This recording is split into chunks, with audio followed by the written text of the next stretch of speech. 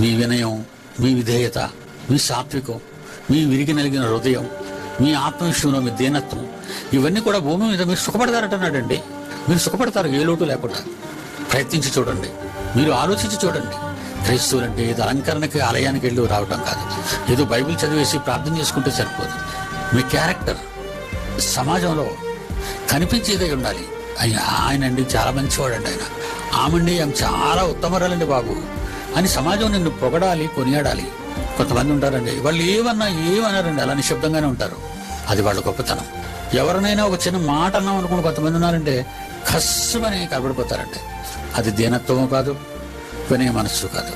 నీ మేలు కోరి, నీ మంచిని కోరి ఎవరైనా ఒక మాట చెప్తే తొందరపై మాట్లాడకుండా నిశ్శబ్దతలో ఉండి ఆలోచించగలిగిన వాడే పరలోక రాజ్యానికి అర్హుడవుతాడు. దేవుడు వచ్చి ఉండడానికి దేవుడు ఇష్టపడిన వ్యక్తిగా ఉంటాడు.